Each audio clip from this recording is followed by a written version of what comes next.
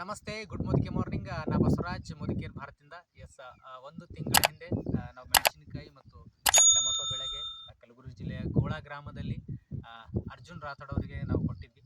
ಕಂಪ್ಲೀಟಾಗಿ ಅವರು 3 ಸ್ಪ್ರೇಯನ್ನು ಬಳಸ್ಕೊಂಡಿದ್ದಾರೆ. ಮತ್ತು ಅದರಲ್ಲಿ ಕಂಪ್ಲೀಟಾಗಿ ರಾಸಾಯನಿಕ ಗೊಬ್ಬರನು ಕೂಡ ಬಳಸ್ಕೊಂಡಿದ್ದಾರೆ.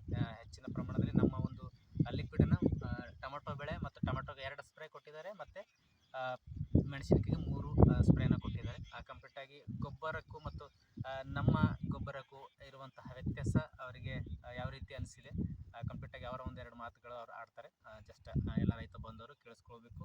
ಮತ್ತು ನೀವು ಕೂಡ ನಿಮ್ಮ ಬೆಳೆಗಳು ಯಾವುದೇ ಇರಲಿ, ಅದು ನಿಮಗೆ ಏನಾದರೂ ಸಮಸ್ಯೆ ಇದ್ದರೆ, ಮತ್ತು ಗೊಬ್ಬರ ಈಗ ಜಾಸ್ತಿ ಖರ್ಚಾಗೋದ್ರಿಂದ ನಿಮಗೆ ಇಲ್ಲಿ ಒಂದು ಡೋಸ್ನಿಂದ ನಿಮಗೆ ಒಂದು ಸಲ ತೊಗೊಂಡ್ರಿ ಅಂತ ಹೇಳಿದ್ರೆ ಮಿನಿಮಮ್ ಅಂದರೆ 2 ರಿಂದ 3-4 ಸಲ ಸ್ಪ್ರೇ ಬರುತ್ತೆ.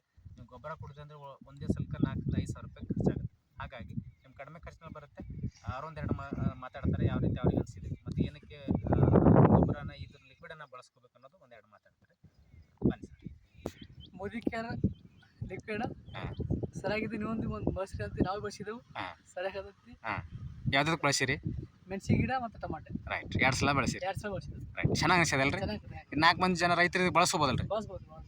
ಎಸ್, ರೈತ ಬಾಂಧವರೇ, ಪ್ರತಿಯೊಬ್ಬರು ನಿಮಗೆ ಮುದಿಕೇರ್ ಕಂಪ್ನಿ ಕಡೆಯಿಂದ ಗೊಬ್ಬರ ಅತಿ ಕಡಿಮೆ ಖರ್ಚಿನಲ್ಲಿ ಸಿಗುತ್ತೆ. ನಿಮ್ದು ಯಾವುದೇ ಬೆಳೆ ಆಗಿರ್ಬೋದು. ಈಗ ಹೆಸರು, ಉದ್ದು, ಸೋಯಾಬೀನ್,